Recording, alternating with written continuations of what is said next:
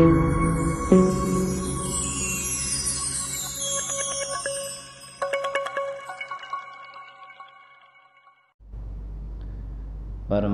की मेहर दे नाल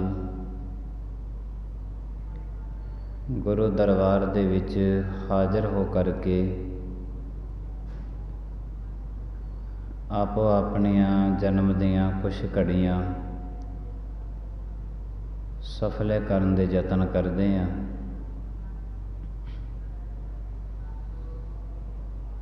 ये जिंदगी सफल ही हो के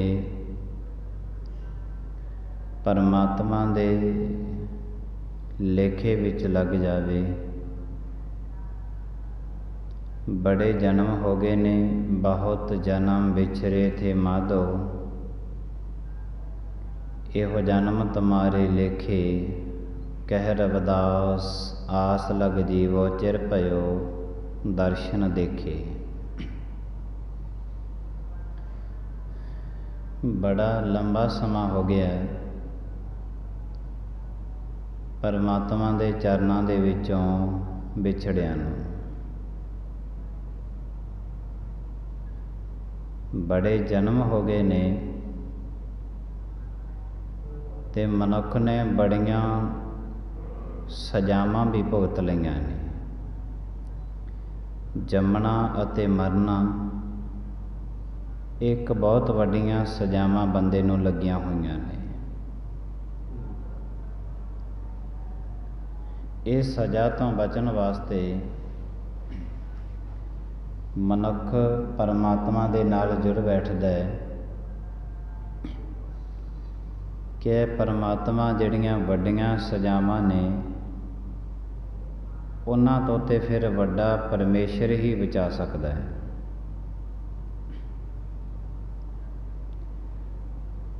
वड्डे परमेश्वर दीयां वड्डियाइयां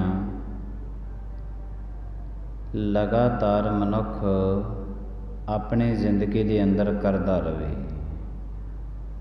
क्योंकि वड्डे परमेश्वर ने फिर दात भी जिहड़ी है ये वड्डी ही देनी है।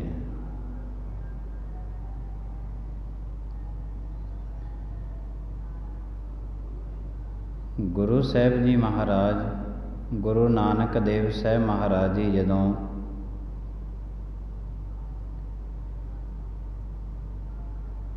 जगत का भरमण करते करते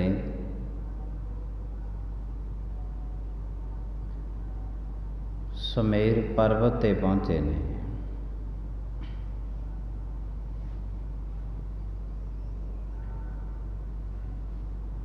क्योंकि जिहड़े जन्मांतरां तो लैके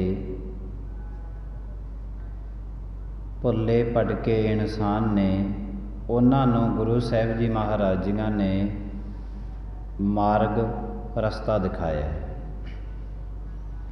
पर पहले मनुख नूं ये गल कबूल करनी पैंदी है कि वाकई मैं भुल्लिया होया, मैनूं कुछ भी नहीं पता।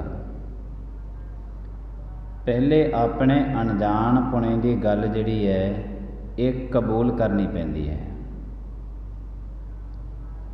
ते जे मनुख ये गल नूं कबूल नहीं करता फिर भी कहता है कि मैं तो परमात्मा बारे बहुत कुछ जानदा,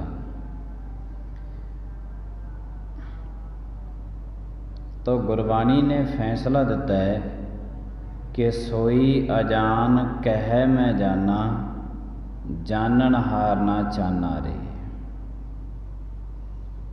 कह नानक गुर अमियों पे आया, रस रसक बेगसाना रे। दुनिया दे विचों सब तो अनजान मनुख यही है जिहड़ा कहंदा है कि मैं परमात्मा बारे जानदा। जिस दिन तू जानिया, बस जान के तू सिर्फ यही जान सकदा है कि मैं कुछ भी नहीं जानदा, कुछ भी नहीं जानदा। जानिया परमात्मा बारे ते जान के सिर्फ यही जानिया कि मैं कुछ भी नहीं जानता। जिस दिन तो कुछ परमात्मा बारे जानकारी हासिल कर लवेगा ਉਸੇ ਦਿਨ ਤੇਰੀ ਜ਼ੁਬਾਨ ਬੰਦ ਹੋ ਜਾਣੀ ਹੈ, ਕਿਉਂਕਿ ਪਰਮਾਤਮਾ ਦੇ ਗੁਣਾਂ ਨੂੰ ਤੂੰ ਗਾ ਹੀ ਨਹੀਂ ਸਕਦਾ, ਨਹੀਂ ਗਾ ਸਕਦਾ।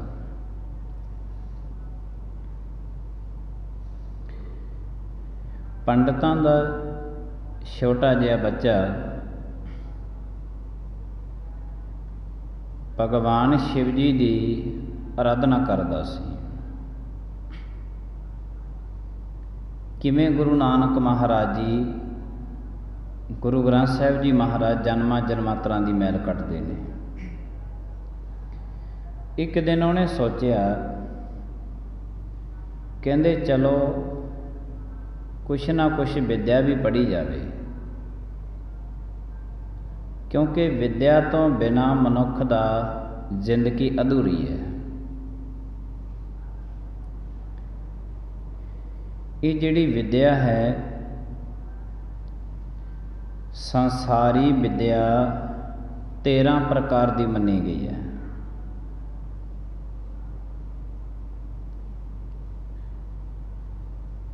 ਨਿਰੰਕਾਰੀ ਵਿਦਿਆ ਛੇਵੇਂ ਪਾਤਸ਼ਾਹ ਮਹਾਰਾਜ ਨੂੰ ਬਾਬਾ ਬੁੱਢਾ ਸਾਹਿਬ ਜੀਆਂ ਨੇ 65 ਪ੍ਰਕਾਰ ਦੀ ਵਿਦਿਆ ਪੜ੍ਹਾਈ ਹੈ। ਸਿੱਖ ਵਾਸਤੇ ਮਹਾਰਾਜ ਨੇ ਇਹ ਹਦਾਇਤਾਂ ਕੀਤੀਆਂ ਨੇ ਕਿ ਤੂੰ ਉਰਦੂ ਹੈ, ਫਾਰਸੀ ਹੈ, ਸੰਸਕ੍ਰਿਤ ਹੈ, ਜਿੰਨੀਆਂ ਵੀ ਭਾਸ਼ਾਵਾਂ ਨੇ, ਇਹ ਸਾਰੀ ਦੀਆਂ ਸਾਰੀਆਂ ਭਾਸ਼ਾਵਾਂ ਤੂੰ ਸਿੱਖ, ਇਹਨਾਂ ਨੂੰ ਸਿੱਖ, ਕਿਉਂਕਿ 18 ਭਾਸ਼ਾ ਦੇ ਵਿੱਚ ਗੁਰਬਾਣੀ ਸਤਿਗੁਰਾਂ ਨੇ ਦਰਜ ਕੀਤੀ ਹੋਈ ਹੈ। ਹੁਣ ਭਾਸ਼ਾ ਫਾਰਸੀ ਹੋਵੇ, ਉਰਦੂ ਭਾਸ਼ਾ ਦੇ ਵਿੱਚ ਸਤਿਗੁਰੂ ਮਹਾਰਾਜ ਜੀ ਹੁਕਮ ਕਰ ਰਹੇ ਨੇ, ਸਿੰਧੀ ਬੋਲੀ ਹੈ, ਤਾਂ ਜੇ ਸਾਨੂੰ ਬੋਲੀ ਨਹੀਂ ਆਉਂਦੀ ਤਾਂ ਸਤਿਗੁਰੂ ਮਹਾਰਾਜ ਦੇ ਹੁਕਮ ਦਾ ਸਾਨੂੰ ਕੀ ਪਤਾ ਲੱਗੇਗਾ। ਅਸੀਂ ਬਾਹਰ ਕਿਸੇ ਸਟੇਟ ਦੇ ਵਿੱਚ ਚਲੇ ਜਾਈਏ, ਉਹ ਸਟੇਟ ਦੀ ਜਦੋਂ ਸਾਨੂੰ ਬੋਲੀ ਨਹੀਂ ਸਮਝ ਆਉਂਦੀ ਤੇ ਗੱਲਾਂ ਕੀ ਕਰਾਂਗੇ ਉਹਨਾਂ ਨਾਲ, ਅਸੀਂ ਕੀ ਸੁੱਖ ਦੁੱਖ ਕਰਾਂਗੇ। ਇਸ ਵਾਸਤੇ ਗੁਰੂ ਸਾਹਿਬ ਜੀ ਮਹਾਰਾਜ ਕਹਿੰਦੇ ਜਿੰਨੀਆਂ ਦੇਸ਼ ਦੀਆਂ ਬੋਲੀਆਂ ਨੇ ਇਹ ਸਾਰੀ ਦੀਆਂ ਸਾਰੀਆਂ ਸਿੱਖ, ਪਰ ਆਪਣੀ ਗੁਰਮੁਖੀ ਨੂੰ ਨਾ ਭੁੱਲੀ। ਬੋਲਣਾ ਤੂੰ ਸਿਰਫ ਪੰਜਾਬੀ ਹੈ, ਬਹੁਤੇ ਭੁੱਲਦੇ ਨੇ ਗੁਰਮੁਖੀ ਨੂੰ।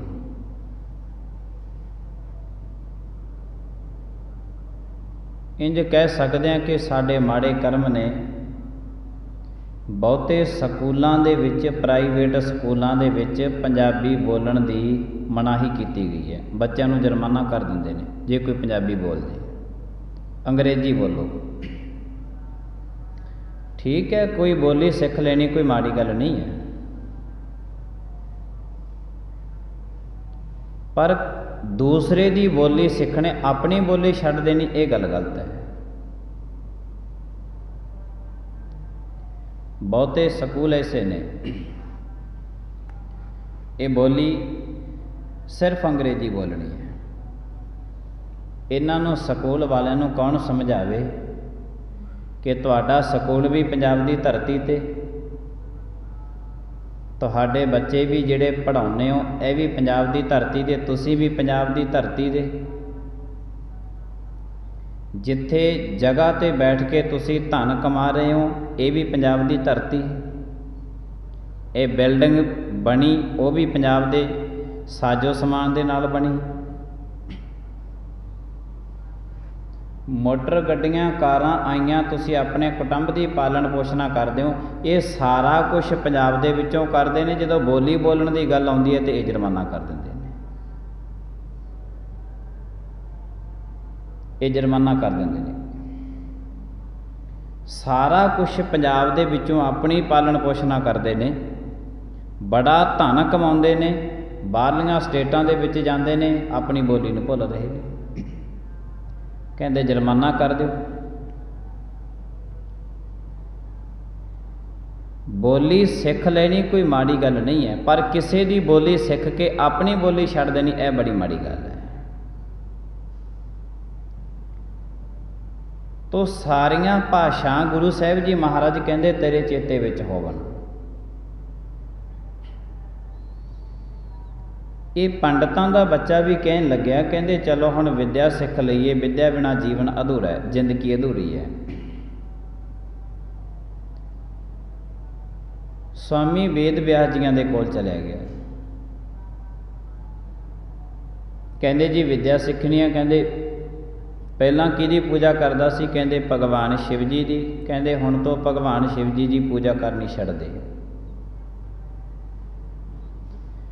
ਕਾਰਨ ਇਹ ਹੈ ਕਿ ਤੇਰੀ ਜ਼ਿੰਦਗੀ ਇੱਕ ਹੈ ਤੇ ਦੋ ਗੁਰੂ ਤੂੰ ਧਾਰਨ ਨਹੀਂ ਕਰ ਸਕਦਾ। ਇੱਕ ਜ਼ਿੰਦਗੀ ਦੇ ਵਿੱਚ ਦੋ ਗੁਰੂ ਧਾਰਨ ਨਹੀਂ ਕਰ ਸਕਦਾ, ਦੋ ਬੇੜੀਆਂ ਦੇ ਵਿੱਚ ਪੈਰ ਨਹੀਂ ਰੱਖ ਸਕਦਾ। ਜੇ ਰੱਖੇਗਾ ਤੇ ਵਿਚਕਾਰ ਡੁੱਬੇਗਾ। ਜੇ ਦੋ ਬੇੜੀਆਂ ਤੇ ਪੈਰ ਰੱਖੇ, ਜਿਹੜੀਆਂ ਜ਼ਿੰਦਗੀਆਂ ਦੋ ਬੇੜੀਆਂ ਤੇ ਪਾਰ ਹੋਣ ਦੇ ਯਤਨ ਕਰਦੇ ਨੇ, ਨਹੀਂ ਹੁੰਦੇ। ਅਜੋਕੇ ਸਮੇਂ ਦਾ ਮਨੁੱਖ ਤੇ ਬਹੁਤ ਫਾਸਟ ਚੱਲ ਗਿਆ ਹੈ। ਇਹਨੇ ਦੋ ਬੇੜੀਆਂ ਨੂੰ ਛੱਡ ਕੇ ਵੀ ਪਤਾ ਨਹੀਂ ਕਿੰਨੀਆਂ ਕਿ ਬੇੜੀਆਂ ਦੇ ਵਿੱਚ ਦੀ ਹੱਥਾਂ ਨੂੰ ਹੋ ਨਿਕਲਦਾ ਹੈ, ਪਤਾ ਨਹੀਂ ਕਿੰਨੀਆਂ ਕਿ ਬੇੜੀਆਂ ਦੇ ਵਿੱਚ ਜਾਂਦਾ ਹੈ। ਅੱਜ ਗੁਰੂ ਗ੍ਰੰਥ ਸਾਹਿਬ ਜੀ ਮਹਾਰਾਜ ਦੇ ਕੋਲ ਆਇਆ, ਕੱਲ੍ਹ ਨੂੰ ਕਿਸੇ ਹੋਰ ਦੀ ਦੱਸ ਪੈਗੀ ਉੱਥੇ ਚਲੇ ਜਾਂਦਾ, ਪਰਸੋਂ ਕਿਸੇ ਪਾਸੇ ਹੋਰ ਦੱਸ ਪੈਗੀ ਉੱਥੇ ਚਲਿਆ ਜਾਂਦਾ, ਹੋਰ ਤੇ ਹੋਰ। ਇੱਕ ਤੇ ਇਹੋ ਜਿਹੀ ਵੀ ਘਟਨਾ ਪਿੱਛੇ ਜੇ ਵਾਪਰੀ ਸੀ, ਉਹ ਘਟਨਾ ਦੇ ਵਿੱਚ ਦੋ ਬੱਚਿਆਂ ਦੀ ਬਲੀ ਦੇ ਦਿੱਤੀ ਗਈ ਸੀ ਇੱਕ ਬੱਚੇ ਨੂੰ ਜਨਮ ਦੇਣ ਵਾਸਤੇ। ਕਿਸੇ ਬਾਬੇ ਨੇ ਕਹਿ ਦਿੱਤਾ ਕਿ ਤੁਸੀਂ ਇਹ ਬੱਚਿਆਂ ਦੀ ਬਲੀ ਦੇ ਦਿਓ ਤੇ ਤੁਹਾਡੇ ਘਰ ਦੇ ਵਿੱਚ ਬੱਚਾ ਪੈਦਾ ਹੋ। ਦੋ ਬੱਚਿਆਂ ਦੀ ਬਲੀ ਦਿੱਤੀ।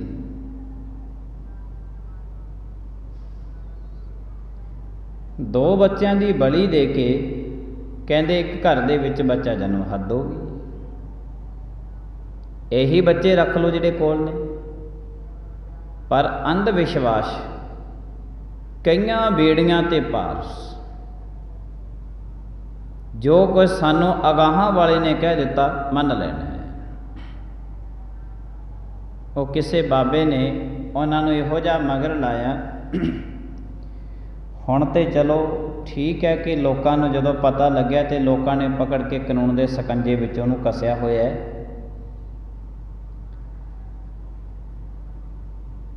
ਪਰ ਲੋਕਾਂ ਦੇ ਅੰਧ ਵਿਸ਼ਵਾਸ ਦੀ ਗੱਲ ਹੈ ਵੀ ਜਿਹਨੇ ਸਾਨੂੰ ਇੱਕ ਵਾਰੀ ਕਹਿ ਦਿੱਤਾ ਕਿ ਇੱਧਰੋਂ ਤੈਨੂੰ ਐਡਾ ਸੁੱਖ ਮਿਲ ਜੂ, ਤੂੰ ਕਰ ਲੈ, ਬਸ ਕਰ ਦੇਣਾ, ਅੱਖਾਂ ਮੀਚ ਕੇ ਕਰ ਦੇਣਾ।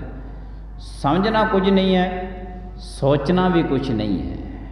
ਗੁਰੂ ਸਾਹਿਬ ਜੀ, ਗੁਰੂ ਨਾਨਕ ਦੀ ਬਾਣੀ ਕਹਿੰਦੀ ਹੈ ਕਿ ਕਦਮ ਚੁੱਕਣ ਤੋਂ ਪਹਿਲਾਂ ਤੂੰ ਸੋਚ। ਜੇ ਤੂੰ ਜਪਜੀ ਸਾਹਿਬ ਦਾ ਪਾਠ ਸੁਣਦਾ ਹੈ ਨਾ ਘਰੇ ਬੈਠ ਕੇ ਜਾਂ ਕਰਦਾ ਹੈ, ਫਿਰ ਤੂੰ ਸੋਚ ਕਿ ਜੋ ਤੈਨੂੰ ਕਹਿ ਰਿਹਾ ਹੈ ਕਿ ਤੇਰੇ ਗੁਰੂ ਦਾ, ਜਿਹਨੂੰ ਤੂੰ ਮੰਨ ਰਿਹਾ ਹੈ, ਗੁਰੂ ਗ੍ਰੰਥ ਸਾਹਿਬ ਜੀ ਮਹਾਰਾਜ ਨੂੰ, ਇਹ ਹੁਕਮ ਹੈ ਕਿ ਕਿਸੇ ਦੇ ਆਖੇ ਲਾ ਕੇ ਉਹਦੀ ਜ਼ਿੰਦਗੀ ਬਤੀਤ ਕਰ। ਤੇ ਮਨੁੱਖ ਨੇ ਤੇ ਆਪਣੀ ਜ਼ਿੰਦਗੀ ਦੀਆਂ ਸਾਰੀਆਂ ਜੰਜੀਰਾਂ ਦੂਜੇ ਦੇ ਹੱਥ ਵਿੱਚ ਪਕੜਾਈਆਂ ਹੋਈਆਂ ਨੇ, ਦੂਜੇ ਦੇ ਹੱਥ ਦੇ ਵਿੱਚ ਨੇ। ਜੇ ਕਿਸੇ ਨੇ ਕਹਿ ਦਿੱਤਾ ਕਿ ਤੂੰ ਤਾਂ ਬਹੁਤ ਵਧੀਆ ਸਤਸੰਗੀ ਹੈ, ਮਨੁੱਖ ਸਮਝ ਲੈਂਦਾ ਬਹੁਤ ਵਧੀਆ ਮੈਂ। ਜੇ ਕਹਿ ਦੇ ਨਾ ਭਾਈ ਤੂੰ ਤਾਂ ਬਹੁਤ ਮਾੜਾ ਬੰਦਾ, ਆਪਣੇ ਆਪ ਨੂੰ ਬਹੁਤ ਮਾੜਾ ਸਮਝ, ਤਾਂ ਖਾਲਸ ਜਿਹੜਾ ਹੈ ਦੁਨੀਆ ਲਾਉਂਦੀ ਹੈ ਬੰਦੇ ਦੀ ਜ਼ਿੰਦਗੀ ਤੇ। ਗੁਰੂ ਨਾਨਕ ਦੇਵ ਸਾਹਿਬ ਜੀ ਮਹਾਰਾਜ ਦਾ ਘਰ ਇਹਨੂੰ ਸੁਚੇਤ ਕਰਦਾ ਹੈ। ਦੂਜਾ ਕੌਣ ਮਨੁੱਖ ਹੁੰਦਾ ਜਿਹੜਾ ਤੇਰੀ ਜ਼ਿੰਦਗੀ ਤੇ ਤਖੱਲਸ ਲਾਵੇ? ਤੂੰ ਖੁਦ ਲਾ। ਤੈਨੂੰ ਜ਼ਿੰਦਗੀ ਮਿਲੀ ਹੈ, ਇਕੱਲੇ ਨੂੰ ਮਿਲੀ ਹੈ, ਤੇ ਇਕੱਲਾ ਹੀ ਸੰਸਾਰ ਦੇ ਵਿੱਚੋਂ ਜਾਵੇਂਗਾ। ਤੇ ਜਿਹੜਾ ਵਿਚਕਾਰ ਦਾ ਜਿਹੜਾ ਸਮਾਂ, ਦੁਨੀਆ ਤੋਂ ਕਾਹਦੀ ਆਸ ਰੱਖੀ ਬੈਠਾ? ਤੈਨੂੰ ਦੂਜੇ ਦੱਸਣਗੇ ਕਿ ਤੂੰ ਕਿੰਨਾ ਕੁ ਮਾੜਾ ਤੇ ਕਿੰਨਾ ਕੁ ਚੰਗਾ ਹੈ। ਤੇ ਮਨੁੱਖ ਮਗਰ ਲੱਗ ਲੈਂਦਾ ਹੈ, ਜਿੱਧਰ ਨੂੰ ਇੱਕ ਜਾਂਦਾ ਹੈ ਉਹਦੇ ਮਗਰ ਹੀ ਸਾਰੇ ਲੱਗ ਲੈਂਦੇ ਨੇ, ਸਾਰੇ ਲੱਗ ਲੈਂਦੇ ਨੇ। ਐਸੇ ਮਨੁੱਖਾਂ ਨੂੰ ਭੇਡਾਂ ਦੀ ਡਾਰ ਕਹੀ ਜਾ ਸਕਦੀ ਹੈ, ਬੱਬਰ ਸ਼ੇਰ ਨਹੀਂ ਕਿਹਾ ਜਾ ਸਕਦਾ। ਜਿੱਧਰ ਨੂੰ ਇੱਕ ਗਏ ਇਹਨਾਂ ਦਾ ਸਾਰੇ ਭੇਡਾਂ ਦਾ ਹਾਲ ਇਹੀ ਹੁੰਦਾ, ਜਿੱਧਰ ਨੂੰ ਇੱਕ ਜਾਂਦੀ ਹੈ ਮਗਰੇ ਸਾਰੀਆਂ ਜਾਂਦੀਆਂ ਨੇ। ਆਪਣੀ ਜ਼ਿੰਦਗੀ ਤੂੰ ਆਪ ਜਿਉਂ ਕੇ ਦੇਖ, ਤੈਨੂੰ ਪਤਾ ਲੱਗੇ ਕਿ ਕਿੰਨੀ ਰਸ ਭਰੀ ਹੈ। ਤੋ ਦੋ ਬੇੜੀਆਂ ਤੇ ਕਹਿੰਦੇ ਤੂੰ ਪਾਰ ਨਹੀਂ ਹੋ ਸਕਦਾ। ਕਹਿਣ ਲੱਗੇ ਜੀ ਠੀਕ ਹੈ, ਚਲੋ ਮੈਂ ਭਗਵਾਨ ਸ਼ਿਵ ਜੀ ਦੀ ਆਰਾਧਨਾ ਜਿਹੜੀ ਹੈ ਉਹ ਕਰਨੀ ਬੰਦ ਕਰ ਦੇਣੀ। ਉਹ ਬੱਚਾ ਸਵਾਮੀ ਵੇਦ ਵਿਆਸ ਜੀਆਂ ਤੋਂ ਵਿਦਿਆ ਪੜ੍ਹ ਲਿਆ ਕਰੇ, ਘਰ ਦੇ ਵਿੱਚ ਜਾ ਕੇ ਭਗਵਾਨ ਸ਼ਿਵ ਜੀ ਦੀ ਆਰਾਧਨਾ ਕਰਨ ਲੱਗ ਜਾ ਕਰੇ, ਕਿਉਂਕਿ ਬੱਚੇ ਨੂੰ ਇਹ ਸੀਗਾ ਕਿ ਸਵਾਮੀ ਵੇਦ ਵਿਆਸ ਜੀ ਕਿਹੜਾ ਮੇਰੇ ਘਰ ਆਉਂਦੇ ਨੇ ਮਗਰ।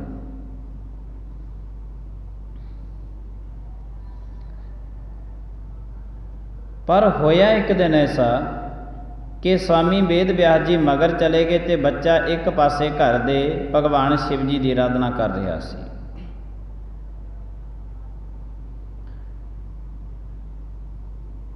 ਤੋ ਭਗਵਾਨ ਸ਼ਿਵ ਜੀ ਦੀ ਭਾਵੇਂ ਸੰਸਾਰ ਦੇ ਵਿੱਚੋਂ ਗੰਗਾ ਅਲੋਪ ਹੋ ਗਈ ਸੀ ਕਿ ਨਹੀਂ ਰਹਿਣਾ। 12 ਸਾਲ ਲਗਾਤਾਰ ਆਪਣੀਆਂ ਜਟਾਂ ਦੇ ਵਿੱਚ ਵਗਾਉਂਦੇ ਰਹੇ ਭਗਵਾਨ ਸ਼ਿਵ ਜੀ ਗੰਗਾ ਨੂੰ, ਫਿਰ ਇਸ ਧਰਤੀ ਦੇ ਦੁਆਰੇ ਪ੍ਰਗਟ ਗਏ। ਲੰਬਾ ਚੌੜਾ ਇਤਿਹਾਸ ਹੈ। ਉਹਨਾਂ ਦੇ ਕੋਲ ਜਦੋਂ ਦੇਵਤਿਆਂ ਨੇ ਸਮੁੰਦਰ ਨੂੰ ਰਿੜਕਿਆ, ਸਾਰਾ ਕੁਝ ਵੰਡ ਲਿਆ ਗਿਆ ਤੇ ਜ਼ਹਿਰ ਦਾ ਕੜਾਹਾ ਰਹਿ ਗਿਆ ਸੀ। ਕਹਿੰਦੇ ਹੁਣ ਇਹ ਕਿਹਨੂੰ ਦੇਈਏ? ਕਹਿੰਦੇ ਭਗਵਾਨ ਸ਼ਿਵ ਜੀ ਨੂੰ ਦੇ ਦਿਓ। ਉਹ ਕਹਿਣ ਲੱਗੇ ਠੀਕ ਹੈ, ਜੋ ਤੁਸੀਂ ਦਿੰਦੇ ਹੋ। ਭਗਵਾਨ ਸ਼ਿਵ ਜੀ ਕੋਲੇ ਇੰਨਾ ਸ਼ਬਦ ਅਭਿਆਸ ਸੀਗਾ ਕਿ ਜਦੋਂ ਉਹਨਾਂ ਨੂੰ ਜ਼ਹਿਰ ਦਿੱਤੀ ਗਈ ਤੇ ਉਹ ਕਹਿਣ ਲੱਗੇ ਠੀਕ ਹੈ, ਮੈਂ ਪੀਣ ਵਾਸਤੇ ਤਿਆਰ ਹਾਂ। ਜ਼ਹਿਰ ਪੀਂਦੇ ਨੇ, ਕੰਠ ਗਲੇ ਦੇ ਵਿੱਚ ਸ਼ਬਦ ਅਭਿਆਸ ਕਰ ਕਰਕੇ ਕੰਠ ਤੱਕ ਜਾਂਦੀ ਜ਼ਹਿਰ ਹੈ, ਪਰ ਜਦੋਂ ਗਲੇ ਤੋਂ ਥੱਲੇ ਜਾਂਦੀ ਹੈ ਅੰਮ੍ਰਿਤ ਦਾ ਰੂਪ ਬਣਾ ਕੇ ਲੈ ਕੇ ਜਾਂਦੇ ਨੇ।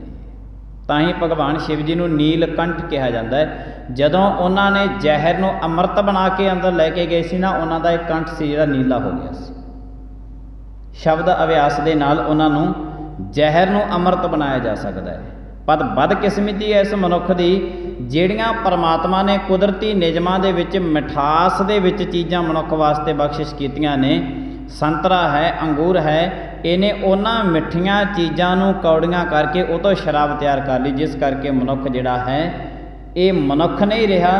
ਹੁਣ ਇਹ ਮਨੁੱਖ ਜਿਹੜਾ ਹੈ ਇਹ ਦੈਂਤਾਂ ਵਰਗਾ ਹੋ ਗਿਆ ਹੈ, ਹਰਨਾਕਸ਼ ਵਰਗਾ ਬਣ ਗਿਆ ਹੈ। ਮਿੱਠੀਆਂ ਚੀਜ਼ਾਂ ਨੂੰ ਕੌੜੀਆਂ ਕਰ ਲਈਆਂ।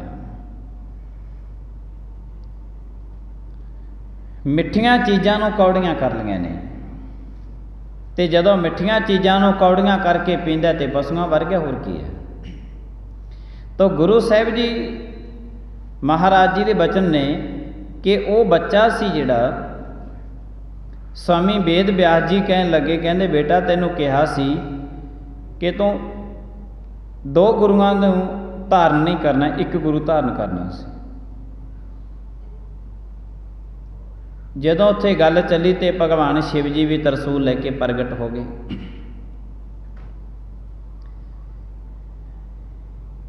ਕਹਿੰਦੇ ਜੀ ਕੀ ਹੋਇਆ? ਕਹਿੰਦੇ ਬੱਚੇ ਨੇ 2 ਗੁਰੂ ਧਾਰਨ ਕਰ ਲਏ ਨੇ। ਉੱਥੇ ਜਿਹੜਾ ਸੀ ਭਗਵਾਨ ਸ਼ਿਵ ਜੀ ਨੇ ਉਹ ਬੱਚੇ ਨੂੰ ਬਚਨ ਕੀਤਾ ਕਿ ਜਦੋਂ ਤੈਨੂੰ ਸਵਾਮੀ ਵੇਦ ਵਿਆਸ ਨੇ ਕਿਹਾ ਸੀ ਜਾਂ ਤੇ ਇਹਨਾਂ ਕੋਲ ਵਿਦਿਆ ਪੜ੍ਹਨ ਨਾ ਜਾਂਦਾ, ਫਿਰ ਤੂੰ ਬਚਨ ਕਿਉਂ ਨਹੀਂ ਮੰਨਿਆ? ਜੇ ਤੂੰ ਬਚਨ ਨਹੀਂ ਮੰਨਿਆ ਨਾ ਤੇ ਫਿਰ ਤੇਰੀ ਜਿਹੜੀ ਬਿਰਤੀ ਹੈ ਤੇ ਕਾਮਾਂ ਵਾਲੀ ਹੋ ਗਈ। ਸਵਾਮੀ ਭਗਵਾਨ ਸ਼ਿਵ ਜੀ ਨੇ ਬਚਨ ਕਰ ਦਿੱਤਾ ਬੱਚੇ ਨੂੰ। ਸਵਾਮੀ ਵੇਦ ਵਿਆਸ ਜੀ ਕੋਲ ਖੜੇ, ਬੜੀ ਹੈਰਾਨਗੀ ਹੋਈ ਕਿਉਂਕਿ ਭਗਵਾਨ ਸ਼ਿਵ ਜੀ ਦਾ ਬੋਲ ਕਦੇ ਟਲਦਾ ਸੀ। ਉਂਝ ਭਾਵੇਂ ਸਾਰੀ ਦੁਨੀਆ ਇੱਕ ਦੂਜੇ ਨੂੰ ਨਿੰਦਣ ਤੇ ਲੱਗੀ ਹੋਈ ਹੈ, ਉਹਨਾਂ ਦਾ ਬੋਲ ਕਦੇ ਟਲਦਾ ਸੀ। ਸਵਾਮੀ ਵੇਦ ਵਿਆਸ ਜੀ ਕਹਿਣ ਲੱਗੇ ਲੈ ਬੇਟਾ ਤੈਨੂੰ ਕਾਂ ਦਾ ਵਚਨ ਹੋ ਗਿਆ, ਹੁਣ ਅਗਾਹਾਂ ਵਾਲਾ ਜਨਮ ਤੈਨੂੰ ਕਾਂ ਦਾ ਮਿਲੇਗਾ ਹੀ ਮਿਲੇਗਾ। ਕਿਉਂ ਮਿਲੇਗਾ? ਕਿਉਂਕਿ ਜਿਹੜੀ ਤੇਰੀ ਬਿਰਤੀ ਸੀ ਅੰਦਰ ਦੀ ਬਿਰਤ ਸੋਚਣੀ, ਉਹ ਤੇਰੀ ਕਾਮਾਂ ਵਾਲੀ ਹੋ ਗਈ ਤੇ ਹੁਣ ਅਗਾਹਾਂ ਵਾਲਾ ਜਨਮ ਜਿਹੜਾ ਤੇਰਾ ਉਹ ਕਾਂ ਦਾ ਪੱਕਾ ਹੈ। ਇਹ ਫੈਸਲਾ ਗੁਰਬਾਣੀ ਨੇ ਵੀ ਦਿੱਤਾ ਹੈ ਕਿ ਜਿਹੋ ਜੀ ਤੇਰੀ ਅੰਤ ਕਾਲ, ਜੋ ਲక్ష్ਮੀ ਸਿਮਰੈ ਸੀ ਚਿੰਤਾ ਮੈਂ ਜੇ ਮਰੈ, ਸਰਪ ਜੋਨ ਬਲ ਵਾਲੇ ਉਤਰੈ। ਲੰਬਾ ਚੌੜਾ ਸ਼ਬਦ ਹੈ ਸਤਿਗੁਰਾਂ ਦਾ ਅੰਤ ਦੇ ਸਮੇਂ, ਕਿ ਜਿਹੋ ਜੀ ਤੇਰੀ ਸੋਚਣੀ ਹੈ, ਤੇਰੀ ਵਿਰਤੀ ਹੈ, ਉਹੋ ਜਿਹਾ ਫਲ ਤੈਨੂੰ ਮਿਲ ਜਾਣਾ ਹੈ। ਭਗਵਾਨ ਸ਼ਿਵ ਜੀ ਦੇ ਖੜਿਆਂ ਤੋਂ ਸਵਾਮੀ ਵੇਦ ਵਿਆਸ ਜੀ ਕਹਿਣ ਲੱਗੇ ਤੁਹਾਡੇ ਬਚਨ ਦੇ ਨਾਲ ਇਹ ਬੱਚਾ ਕਾਂ ਤੇ ਬਣ ਜੂਗਾ, ਪਰ ਜਿੰਨੀ ਸਾਡੇ ਅੰਦਰ ਵਿਦਿਆ ਛੁਪੀ ਹੋਈ ਹੈ, ਇਹ ਸਾਰੀ ਦੀ ਸਾਰੀ ਵਿਦਿਆ ਜਿਸ ਦਿਨ ਇਹ ਕਾਂ ਬਣ ਜੂਗਾ, ਸਾਡੇ ਅੰਦਰ ਦੀ ਵਿਦਿਆ ਸਾਰੀ ਇਹਦੇ ਵਿੱਚ ਚਲੀ ਜਾਣੀ ਹੈ। ਸਾਰੀ ਵਿਦਿਆ ਦੇ ਵਿੱਚ ਚਲੀ ਜਾਊ।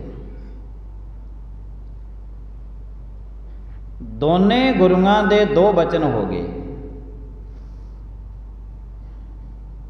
ਬੱਚੇ ਨੇ ਤੇ ਫਿਰ ਜਦੋਂ ਬਚਨ ਹੀ ਹੋ ਗਏ, ਬਹੁਤਾ ਟਾਈਮ ਕੀ ਲਿਆਉਣਾ ਸੀ।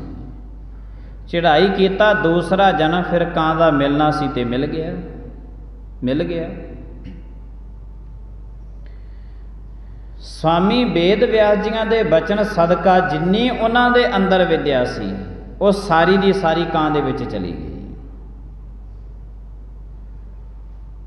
ਜਦ ਕਾਂ ਦੇ ਵਿੱਚ ਚਲੀ ਗਈ ਤੇ ਇੱਕ ਕਾਂ ਚਿੱਟੇ ਸਿੰਘਾਸਣ ਤੇ ਬੈਠ ਕੇ ਕਥਾ ਕਰਦਾ ਹੈ। ਵੱਡੇ ਵੱਡੇ ਲੋਕ ਜਿਹੜੇ ਨੇ ਕਥਾ ਸੁਣਦੇ ਨੇ, ਸੁਣਦੇ ਨੇ। ਜਦੋਂ ਗੁਰੂ ਨਾਨਕ ਦੇਵ ਸਾਹਿਬ ਜੀ ਮਹਾਰਾਜ ਗਏ, ਦੂਰੋਂ ਦੇਖਿਆ ਭਾਈ ਮਰਦਾਨੇ ਨੇ, ਇਹ ਰੱਬੀ ਕੌਤਕ। ਪਰਮਾਤਮਾ, ਮੈਂ ਬਾਬੇ ਨਾਨਕ ਜੀ, ਮੈਂ ਕੀ ਦੇਖ ਰਿਹਾ ਕਿ ਇੱਕ ਕਾਂ ਚਿੱਟੇ ਸਿੰਘਾਸਣ ਤੇ ਕਾਲਾ ਕਾਂ ਬੈਠਾ ਕਥਾ ਕਰਦਾ,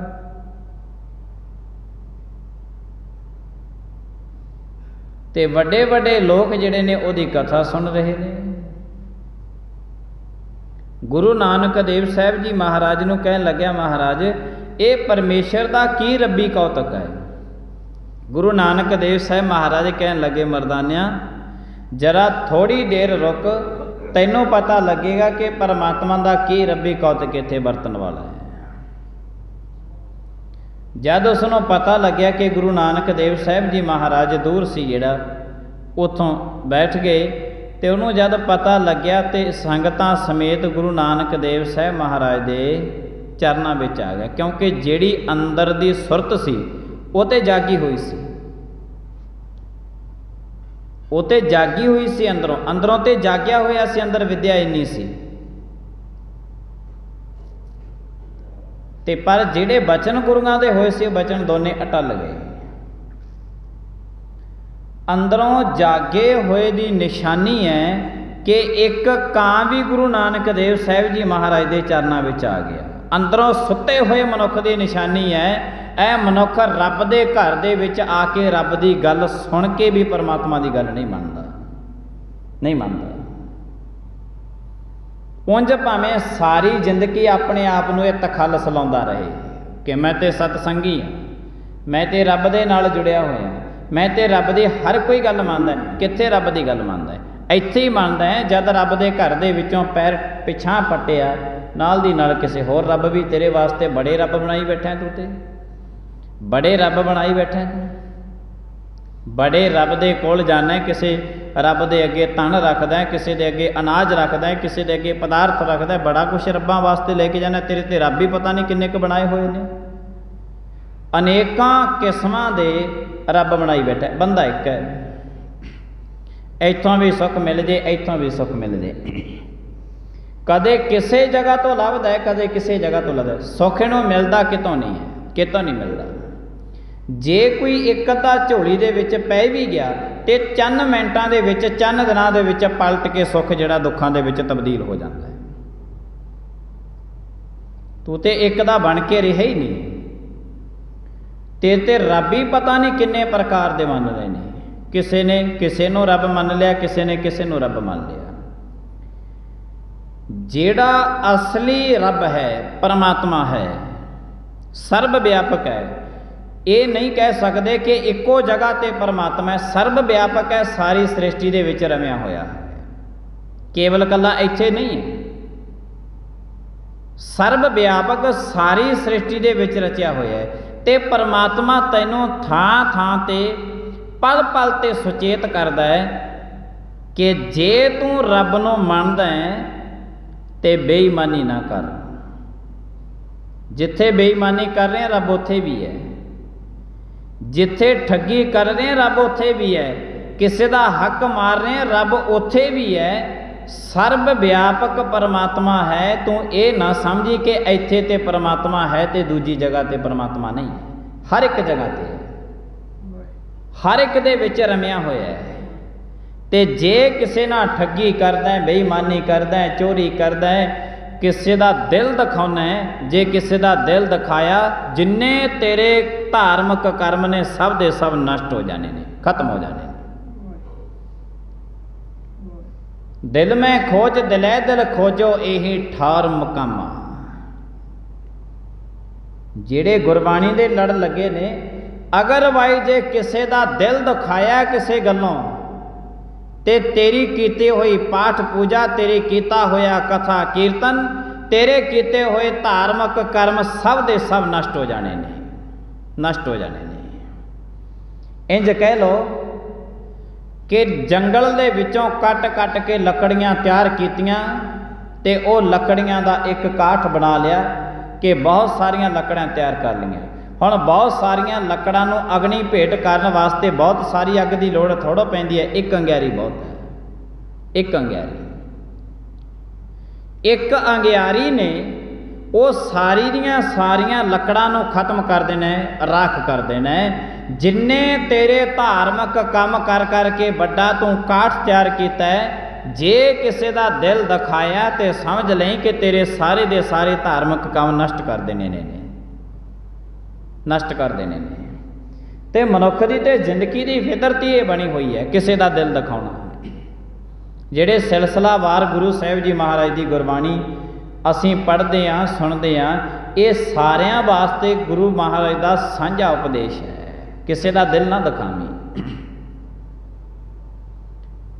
किसी का दिल दिखाने वास्ते मनुख के कोल बड़े यतन ने, बड़े यतन इसने लभे हुए ने। गुरु साहिब जी महाराज कहते नहीं, अंदरों जाग्या होया कां भी गुरु नानक महाराज के चरणों में आ गया। महाराज कृपा करके बख्श दिओ। गुरु नानक देव साहिब जी महाराज कह लगे, भाई तू बनिया तो कां, कथा बड़ी वधिया करदा है, कारण की है? फिर उन्हें पिछले जन्म का सारा कुछ गुरु नानक महाराज नूं दस्सिया है कि महाराज मैं छोटा जिहा पंडितां दा बच्चा सीगा। उन्हां टाइमां दे विच पंडित लोग सी जिहड़े उन्हां नूं विद्वान नूं कहंदे हुंदे सी, जो रब दीयां घर दीयां गल्लां सुणाउंदा उहनूं पंडित कहंदे हुंदे सी। पंडित कोई जात नहीं सी। ते ओ मैं पंडितां दा बच्चा सी, मैं 2 गुरु धारण कर लए। एक गुरु ने मैनूं कां दा वचन कर दिता, दूसरे ने कह दिता कि मेरे अंदर दी विद्या तेरे अंदर चली जानी है। एक गुरु के वचन सदका मैं कां बन गया, दूजे के वचन सदका अज मेरे को विद्या बहुत है। गुरु नानक महाराज कहते फिर की चाहुंदे? कहते महाराज कृपा कर दिओ कि मैनू हुण तुसीं मुक्ति बख्श दिओ। मैनू इस गल का पहले पता सी कि तुसीं मैनू मुक्ति देण वास्ते इत्थे पहुँचोगे, कलयुग दे अवतार।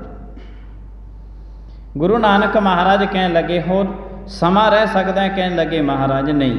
तो गुरु नानक देव साहिब जी महाराज नूं उस कां ने महाराज दे चरनां ते शीस रख के अपना शरीर छड्डिया।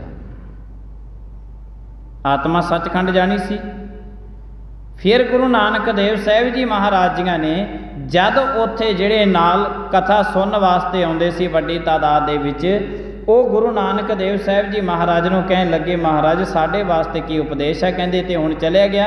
गुरु नानक देव साहिब जी महाराज ने फिर उस पर्वत का नाम रखिया एक कां दे नाम ते। उस पर्वत का नाम है काक पसुंड पर्वत।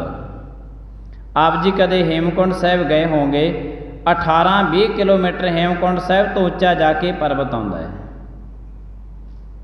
जिथे जाके गुरु नानक देव साहिब जी महाराज जी उस ਕਾਂ ਨੂੰ ਤਾਰਿਆ ਤੇ ਉਹਦੇ ਨਾਮ ਤੇ ਗੁਰੂ ਨਾਨਕ ਦੇਵ ਸਾਹਿਬ ਜੀ ਮਹਾਰਾਜ ਨੇ ਉਸ ਪਰਬਤ ਦਾ ਨਾਮ ਰੱਖਿਆ, ਜਿੱਥੇ ਬੈਠ ਕੇ ਉਹ ਕਥਾ ਕਰਦਾ ਹੁੰਦਾ ਸੀ। ਜਿਹੜੇ ਜਨਮਾਂ ਜਨਮਾਂਤਰਾਂ ਦੇ ਭੁੱਲੇ ਭਟਕੇ ਨੇ, ਉਹਨਾਂ ਨੂੰ ਗੁਰੂ ਨਾਨਕ ਦੇਵ ਸਾਹਿਬ ਜੀ ਮਹਾਰਾਜ ਦਾ ਅੱਜ ਵੀ ਉਪਦੇਸ਼ ਉਹੀ ਹੈ, ਅੱਜ ਵੀ ਉਪਦੇਸ਼ ਉਹੀ ਹੈ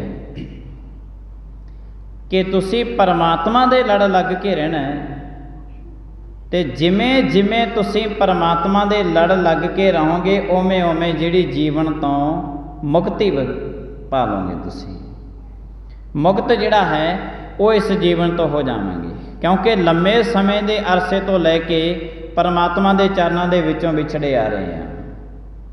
ਰਵਿਦਾਸ ਭਗਤ ਜੀ ਕਹਿੰਦੇ ਬਹੁਤ ਜਨਮ ਵਿਛਰੇ ਥੇ ਮਾਧੋ ਜਨਮ ਤੁਮਾਰੇ ਲਿਖੇ। ਹੁਣ ਪਰਮਾਤਮਾ ਨੇ ਦੇਹੀ ਬਖਸ਼ੀ ਹੈ, ਇਹ ਸੋਝੀ ਬਖਸ਼ੀ ਹੈ, ਸਭ ਕੁਝ ਬਖਸ਼ਿਆ ਹੈ, ਤੋ ਹੁਣ ਪਰਮਾਤਮਾ ਕਹਿੰਦੇ ਨੇ ਗੋਬਿੰਦ ਮਿਲਣ ਕੀ ਇਹ ਤੇਰੀ ਬਰੀਆ। ਬਸ ਆ ਤੇਰੀ ਵਾਰੀ ਹੈ ਪਰਮਾਤਮਾ ਨੂੰ ਮਿਲਣ ਦੀ। ਜੇ ਹੁਣ ਨਾ ਮਿਲ ਸਕਿਆ ਤੇ ਫਿਰ ਆਉਣ ਵਾਲੀਆਂ ਸਮੇਂ ਦੇ ਵਿੱਚ ਤੈਥੋਂ ਮਿਲਿਆ ਨਹੀਂ ਜੇ ਜਾਣਾ। ਤੇ ਗੁਰੂ ਨਾਨਕ ਮਹਾਰਾਜ ਜੀ ਕਹਿੰਦੇ ਤੇ ਅੰਮ੍ਰਿਤ ਵੇਲੇ ਲਾ ਚੌਂਕੜਾ ਕਰਿਆ ਕਰ ਸਿਮਰਨ। ਪਰ ਸਿਮਰਨ ਬੰਦਗੀ ਦੇ ਨਾਲ ਨਾਲ ਜੋ ਤੈਨੂੰ ਅਕਾਲ ਪੁਰਖ ਨੇ ਹਦਾਇਤਾਂ ਕੀਤੀਆਂ ਨੇ, ਇਹਨਾਂ ਨੂੰ ਵੀ ਗੁਰੂ ਸਾਹਿਬ ਦਾ ਹੁਕਮ ਮੰਨ ਕੇ ਇਹਨਾਂ ਨੂੰ ਵੀ ਮੰਨਿਆ ਕਰ। ਜਿੰਨੀਆਂ ਹਦਾਇਤਾਂ ਕੀਤੀਆਂ ਨੇ, ਸਿਮਰਨ ਬੰਦਗੀ ਕਰਨ ਵਾਲੇ ਬਥੇਰੇ ਨੇ, ਇਹ ਨਹੀਂ ਹੈ ਵੀ ਘੱਟ ਹੈ ਕੋਈ। ਜਪਜੀ ਸਾਹਿਬ ਦਾ ਪਾਠ ਕਰਨ ਵਾਲੇ ਬਹੁਤ ਨੇ, ਸੁਣਨ ਵਾਲੇ ਬਹੁਤ ਨੇ, ਪਰ ਮਨੁੱਖ ਠੋਕਰ ਕਿੱਥੇ ਜਾ ਕੇ ਖਾ ਜਾਂਦਾ ਹੈ? ਉੱਥੇ ਜਾ ਕੇ ਖਾ ਜਾਂਦਾ ਹੈ ਵੀ ਨਾਲੇ ਤੇ ਇਹ ਧਾਰਮਿਕ ਬਣਿਆ ਰਹਿੰਦਾ ਹੈ, ਨਾਲੇ ਨਾਲ ਦੀ ਨਾਲ ਹੀ ਪਲਟ ਕੇ ਫਿਰ ਇਹ ਅਧਰਮਿਕ ਵੀ ਬਣ ਜਾਂਦਾ ਹੈ, ਬੇਈਮਾਨੀ ਵੀ ਕਰਦਾ ਹੈ, ਠੱਗੀ ਵੀ ਕਰਦਾ ਹੈ, ਚੋਰੀ ਵੀ ਕਰਦਾ ਹੈ, ਸਭ ਕੁਝ ਕਰਦਾ ਹੈ। ਇੱਕ ਕਦਮ ਅਗਾਹਾਂ ਨੂੰ ਪੜਦਾ ਹੈ ਧਰਮ ਦੇ ਵਿੱਚ, 10 ਕਦਮ ਪਿਛਾਂ ਨੂੰ ਫਿਰ ਚਲਿਆ ਜਾਂਦਾ ਹੈ। ਇੱਕ ਕਦਮ ਅਗਾਹਾਂ ਪੁੱਟਿਆ ਫਿਰ ਪਿੱਛੇ ਚਲਿਆ ਗਿਆ, ਤੋ ਐਸਾ ਬੰਦਾ ਕਿੱਥੇ ਪਹੁੰਚੇਗਾ? ਜਿਹੜਾ ਇੱਕ ਕਦਮ ਗਾਹਾਂ ਪੁੱਟੇ, ਇੱਕ ਪਿਛਾਂ ਪੁੱਟੇ, ਇੱਕ ਅਗਾਹਾਂ ਪੁੱਟੇ, ਫਿਰ ਤੀਜਾ ਚੌਥਾ ਕਦਮ ਹੈ ਜਿਹੜਾ ਪਿਛਾਂ ਪੁੱਟੇ, ਕਿੱਥੇ ਪਹੁੰਚੇਗਾ? ਉਸੇ ਜਗ੍ਹਾ ਤੇ ਖੜਾ। ਜਿੱਥੇ ਅੱਜ ਤੋਂ 20 ਸਾਲ ਪਹਿਲਾਂ ਜ਼ਿੰਦਗੀ ਖੜੀ ਸੀ, ਅੱਜ ਵੀ ਉੱਥੇ ਹੀ ਖੜੀਆਂ ਨੇ। ਜਿੱਥੇ ਅੱਜ ਤੋਂ 50 ਸਾਲ ਪਹਿਲਾਂ ਜ਼ਿੰਦਗੀ ਖੜੀ ਸੀ, ਅੱਜ ਵੀ ਉੱਥੇ ਹੀ ਖੜੀ ਹੈ। ਬਦਲਿਆ ਕੁਛ ਵੀ ਨਹੀਂ ਹੈ। ਸਮੇਂ ਸਮੇਂ ਦੇ ਨਾਲ ਸਭ ਕੁਝ ਬਦਲਦਾ ਰਿਹਾ, ਬੰਦਾ ਨਹੀਂ ਬਦਲਿਆ। ਕਿਉਂ? ਕਿਉਂਕਿ ਧਰਮ ਦੇ ਵਿੱਚ ਅਗਾਹਾਂ ਜਾਣਾ ਹੀ ਨਹੀਂ ਚਾਹੁੰਦਾ, ਅਗਾਹਾਂ ਨੂੰ ਜਾਣਾ ਹੀ ਨਹੀਂ ਚਾਹੁੰਦਾ। ਜੇ ਕਦਾ ਕਦਮ ਪੱਟਦਾ ਵੀ ਹੈ, ਕਦੇ ਪੁੰਨ ਕਰ ਲੈਂਦਾ, ਕਦੇ ਦਾਨ ਕਰਦਾ ਹੈ, ਕਦੇ ਇਹ ਸੇਵਾ ਕਰਦਾ ਹੈ, ਕਦੇ ਬਾਣੀ ਪੜ੍ਹਦਾ, ਕਦੇ ਕਥਾ ਕੀਰਤਨ ਕਰਦਾ ਸੁਣਦਾ ਹੈ, ਇੱਕ ਕਦਮ ਅਗਾਹਾਂ ਨੂੰ ਪੁੱਟਦਾ ਹੈ, ਬੇਈਮਾਨੀ ਕਰਕੇ ਫਿਰ ਪਿਛਾਂ ਨੂੰ ਪੁੱਟ ਜਾਂਦਾ ਇੱਕ ਕਦਮ। ਫਿਰ ਕਿਸੇ ਦਾ ਦਿਲ ਦਿਖਾ ਦਿੰਦਾ ਹੈ, ਸਾਰੇ ਕੰਮ ਕਰਕੇ ਫਿਰ ਕਦਮ ਪਿੱਛੇ ਨੂੰ ਪੁੱਟ ਲੈਂਦਾ ਹੈ। ਇੱਕ ਕਦਮ 2 ਕਦਮ ਗਾਹਾਂ ਪੁੱਟੇ ਨੇ, 2 ਕਦਮ ਪਿਛਾਂ ਪੁੱਟ ਲੈਂਦੇ ਹੈ। ਜ਼ਿੰਦਗੀਆਂ ਉੱਥੇ ਖੜੀਆਂ ਨੇ। ਤੇ ਇੱਕੋ ਜਗ੍ਹਾ ਤੇ ਜੇ ਜ਼ਿੰਦਗੀ ਖੜੀ ਹੈ ਤੇ ਜ਼ਿੰਦਗੀਆਂ ਬਦਬੂਦਾਰ ਹੋ ਜਾਂਦੀਆਂ ਨੇ। ਜਿਵੇਂ ਇੱਕੋ ਜਗ੍ਹਾ ਤੇ ਖੜਾ ਹੋਇਆ ਪਾਣੀ ਖਰਾਬ ਹੋ ਜਾਂਦਾ, ਪੀਣ ਲਾਇਕ ਨਹੀਂ ਰਹਿੰਦਾ, ਉਹਦੇ ਪਾਣੀ ਦੇ ਵਿੱਚੋਂ ਹੀ ਕਿਰਮ ਪੈਦਾ ਹੋ ਜਾਂਦੇ ਨੇ ਤੇ ਪਾਣੀ ਨੂੰ ਖਤਮ ਕਰ ਦਿੰਦੇ ਨੇ। ਇੱਕੋ ਜਗ੍ਹਾ ਤੇ ਖੜੀ ਹੋਈ ਜ਼ਿੰਦਗੀ ਦੇ ਵਿੱਚ ਇੰਨੇ ਵਿਸ਼ੇ ਵਕਾਰ ਪੈਦਾ ਹੋ ਜਾਂਦੇ ਨੇ ਕਿ ਇੱਕੋ ਜਗ੍ਹਾ ਦੇ ਵਿੱਚੋਂ, ਜ਼ਿੰਦਗੀ ਦੇ ਵਿੱਚੋਂ ਹੀ ਵਿਸ਼ੇ ਵਕਾਰ ਪੈਦਾ ਹੋ ਜਾਂਦੇ ਨੇ, ਜ਼ਿੰਦਗੀ ਨੂੰ ਖਤਮ ਕਰ ਦਿੰਦੇ ਨੇ, ਖਤਮ ਕਰ ਦਿੰਦੇ ਨੇ। ਗੁਰੂ ਸਾਹਿਬ ਜੀ ਮਹਾਰਾਜ ਕਹਿੰਦੇ ਤੁਰਿਆ ਅਵਸਥਾ ਗੁਰਮੁਖ ਪਾਈ ਹੈ ਸੰਤ ਸਭਾ ਕੀ ਓਟ ਲਈ। ਤੁਰਿਆ ਅਵਸਥਾ ਤੇਰੀ ਬਣਾਈ ਹੋਈ ਹੈ, ਤੁਰਿਆ ਜਾ, ਤੁਰਿਆ ਜਾ। ਇੱਕੋ ਜਗ੍ਹਾ ਤੇ ਰੁਕੀ ਨਾ, ਮਨੁੱਖ ਤੇ ਇੱਕੋ ਜਗ੍ਹਾ ਤੇ ਰੁਕ ਜਾਂਦਾ ਹੈ। ਇੱਕੋ ਜਗ੍ਹਾ ਤੇ ਰੁਕਿਆ ਹੋਇਆ ਜਿਵੇਂ ਪਾਣੀ ਖਰਾਬ ਹੋ ਜਾਂਦਾ ਹੈ, ਜ਼ਿੰਦਗੀ ਬਦਬੂਦਾਰ ਹੋ ਜਾਂਦੀ ਹੈ। ਫਿਰ ਇਸ ਜ਼ਿੰਦਗੀ ਦੇ ਵਿੱਚੋਂ ਸੁਗੰਧੀ ਜਿਹੜੀ ਹੈ ਉਹ ਸਦਾ ਵਾਸਤੇ ਖਤਮ ਹੋ ਜਾਂਦੀ ਹੈ। ਦੁਰਗੰਧ ਜਿਹੜੀ ਹੈ ਉਹ ਜ਼ਿੰਦਗੀ ਦੇ ਵਿੱਚ ਸਦਾ ਵਾਸਤੇ ਸਦਾ ਬਹਾਰ ਵਿੱਚ ਰਹਿੰਦੀ ਹੈ। ਤੇ ਮਨੁੱਖ ਜਿੰਨੇ ਯਤਨ ਕਰਦਾ ਹੈ, ਇਹ ਸੁਗੰਧੀ ਵਾਸਤੇ ਯਤਨ ਕਰਦਾ ਹੈ। ਜਿੰਨੇ ਯਤਨ ਕਰਦਾ ਹੈ, ਧਾਰਮਿਕ ਸਥਾਨਾਂ ਤੇ ਜਿੰਨੇ ਯਤਨ ਹੁੰਦੇ ਨੇ, ਇਹ ਸੁਗੰਧੀ ਵਾਸਤੇ ਹੁੰਦੇ ਨੇ। पर हुण सिरकदे ने, कोई अगरबत्तियां ला रहा, कोई कुछ ला रहा, अड्डो अड्डी धार्मिक स्थानां ते वक्खो वक्खरियां चीज़ां, ये सारी दियां सारियां सुगंधी वास्ते तैयार कीतियां जांदियां ने।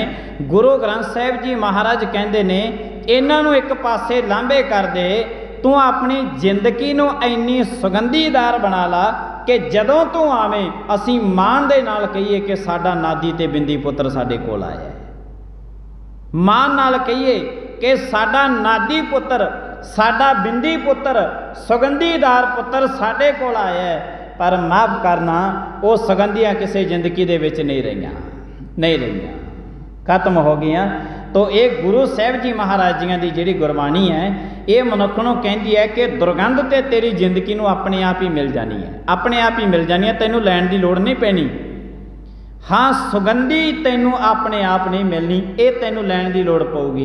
ते वो सुगंधी देण वास्ते गुरु ग्रंथ साहिब जी महाराज जियां दा 10,24,000 श्लोक तेरे वास्ते ही है।